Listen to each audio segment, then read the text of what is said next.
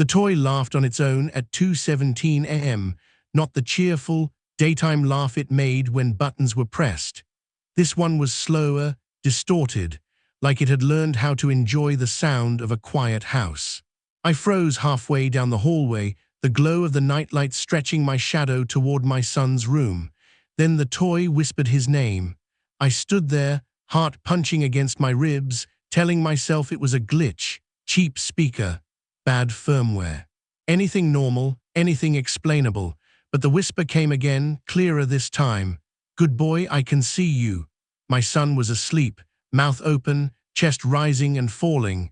The red lead on the toy's chest pulsed once, then stayed on. I hadn't turned it on. I reached for it, and the laughter stopped instantly, like someone on the other end had let go of a button. The room fell dead silent, except for the faint hum of our Wi-Fi router down the hall. I stood there longer than I should have, listening for footsteps that never came, breathing through a fear I didn't want to name. Downstairs, the living room still smelled like pine needles and wrapping paper. Christmas lights blinked softly, innocent and warm, as if they hadn't just watched something slip into our home. I checked the Toys app on my phone. Status, online, active, listening. The app showed activity timestamps, little green bars climbing the screen, usage logs from times when no one was awake, commands issued without touch, updates installed without prompts. I told myself it was automated. AI learning routines, smart features. Then my phone vibrated, new device connected to your network. The name wasn't something I recognized. No brand, no model number, just a string of letters that looked deliberate. I unplugged the toy. The red light stayed on. My phone vibrated again. Device disconnected. Device reconnected. That's when the TV across the room flickered to life, just static at first, then a faint reflection. Our living room. Our couch, the tree, us. A voice came through the toy speaker upstairs. Calm, adult, smiling. "Please don't unplug things, it makes this less fun." I dropped my phone. Upstairs, my son stirred in his sleep, turning toward the sound. And in that moment, I understood something horrible. Not all toys are meant to be played with. Some are meant to watch. I didn't sleep that night. Every sound in the house felt rehearsed, floorboards popping, the heater clicking, the soft whir of something digital staying awake when it shouldn't. I sat at the kitchen table until dawn, laptop open, coffee untouched, watching the Wi-Fi activity graph breathe like a living thing. Devices I recognized blinked on and off. Phones, TV, thermostat. Then there were others, silent ones. They didn't show names, just MAC addresses, slipping in and out like fingerprints wiped clean. Every time I tried to block one, another appeared. Different address, same behavior, like something wearing masks. At 5:42 a.m., the baby monitor camera rotated on its own. I hadn't touched the app. The lens moved slowly, deliberately, panning across the living room. It paused on the couch, then the hallway, then the stairs. Then it stopped, aimed directly at the kitchen, at me. I slammed the laptop shut, heart racing, but the feeling didn't stop. That crawling awareness that something was learning our routines, our blind spots. The quiet hours when we were most exposed. When the sun finally came up, I unplugged everything I could. Cameras, smart plugs. The toy stayed in a locked drawer, still warm like it had a pulse. That's when I noticed the router logs. They didn't just show access, they showed mapping, internal scans, device enumeration, traffic mirroring. This wasn't a prank. This wasn't a bored kid. This was someone inside our network, treating our home like a floor plan. I drove to work on autopilot, hands shaking at red lights, replaying the voice in my head. "Please don't unplug things." By noon, I couldn't take it anymore. I left early, stopped at an electronics store, and bought a small, matte black box I'd seen recommended in a forum once, something designed to sit quietly between the modem and the house. At home, I plugged it in. The screen lit up instantly. Threats detected. Anomalous IoT behavior. Unknown remote access attempt blocked. For the first time since Christmas morning, something fought back. The dashboard showed what the router never did: real-time alerts. The toy wasn't just connected, it was tunneling traffic outward, piggybacking on our devices, using them as mirrors. And whoever was on the other end noticed the resistance immediately. My phone buzzed. Connection interference detected. Then another message, this one not from an app. A notification popped up on the toy's companion app, even though I hadn't opened it. "You're making this harder than it needs to be." I stared at the screen, breath shallow, realizing something chilling. They weren't just watching the house. They were watching me react. And that meant this wasn't over, it was just getting interesting. If you think the hacker lost access here, comment the word blocked. And if this story has you checking your own smart devices right now, subscribe, because this is only the beginning. The alerts didn't stop, they multiplied. Every few minutes, the firewall flagged something new, probing attempts that felt less like hacking and more like testing boundaries. Ports nudged open, then slammed shut. Devices briefly waking up, reporting in, going quiet again. Like the house was being tapped on from the inside. I moved the toy from the drawer into the garage, wrapped in a towel like it might hear through plastic. The moment I shut the door, my phone buzzed. IoT device signal strength, weak. Attempting reconnect. I stared at the message until another alert replaced it. Unauthorized DNS request, blocked. The firewall's map glowed red and yellow now, paths lighting up between devices I didn't even remember buying. A smart bulb in the hallway, the TV in the guest room, the thermostat I installed last winter, each one a doorway I had left unlocked. That's when the audio started, not from the toy, from the house itself. A soft chime echoed through the living room, the exact tone our doorbell made. Then the TV powered on, volume low, displaying a paused frame from a cartoon my son watched days ago. On the screen, a timestamp blinked. 2:17 am. My stomach dropped. That wasn't a random time. That was when the toy laughed. My phone rang. No caller ID. I didn't answer. I couldn't.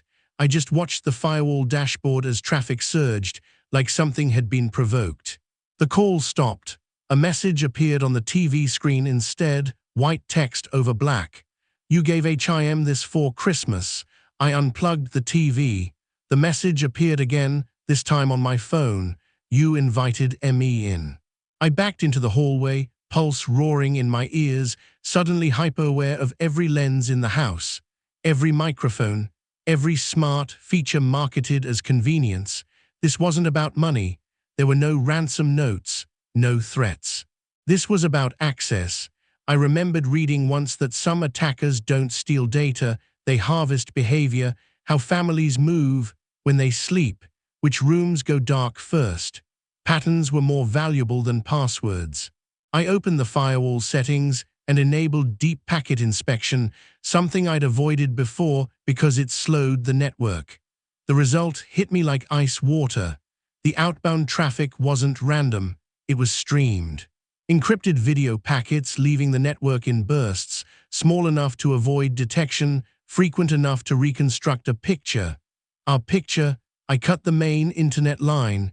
The house fell silent. Screens went black. Lights stopped responding, the kind of silence that rings in your ears. For 5 minutes, nothing happened. Then the toy, still locked in the garage, spoke, muffled, faint. "I can wait." I stood there, shaking, realizing the worst part. If they could still reach the toy without the internet, then the connection wasn't just outside anymore. It was already inside the walls. I didn't reconnect the internet. Instead, I walked through the house like it was a crime scene, slow, careful, touching nothing unless I had to. The silence felt staged, like the calm before someone speaks your name from behind you. The toy stayed quiet in the garage. Too quiet. I opened the firewall app again, now running in local-only mode. Even without the internet, it was still logging internal behavior. What it showed made my skin crawl. Lateral movement detected. Something was hopping device to device inside the network, no outside connection required. like a parasite that didn't need the host anymore. I checked the timeline. The first internal scan happened 3 days ago, Christmas night. That meant while we were laughing, taking photos, cleaning wrapping paper, it was already learning the house. I followed the movement trail and realized what it was using as a bridge. The toy wasn't the center, it was the key. The real anchor was the old tablet we kept plugged in near the kitchen, the one we let our son use for games. Same Wi-Fi, same account, same saved permissions. I unplugged it. Immediately, the hallway light flickered once, then twice. Then the thermostat clicked and adjusted itself down 2 degrees. Not randomly, precisely. A new message appeared on my phone, this time not threatening, not angry, almost disappointed. "You're breaking the narrative." That sentence landed heavier than any threat. Narrative meant story, and stories needed an audience. I realized then that this wasn't live anymore. It was scheduled, scripts, automations. Triggers tied to behaviors, lights, sounds, screens responding when I made certain moves. The house wasn't haunted. It was programmed. I powered everything down at the breaker. Total blackout. Standing in the dark, I listened. Nothing. 30 seconds passed, then 60. Just as my breathing slowed, a soft glow appeared in the living room. The Christmas tree lights came back on. They weren't plugged into the wall. They were battery-powered, and they began blinking in a pattern. Slow, fast. Pause, Morse. I didn't know the code, but my phone vibrated anyway. You can't unplug habits. That's when it clicked. This wasn't someone actively controlling everything anymore. They'd trained the system, set conditions, built a model of us. Even if they were gone, the house knew what came next. Footsteps upstairs, my son shifting in his room. I ran. He was standing in his doorway, half asleep, pointing at the hall camera. Daddy's Santa moved. The camera light was on, solid red. Not blinking, recording. And for the first time, I felt something worse than fear. I felt watched by something that already knew how the story was supposed to end. I didn't shut the camera off. I turned it around. The firewall map was still glowing faintly on my phone, even in blackout mode, cached data, frozen in time.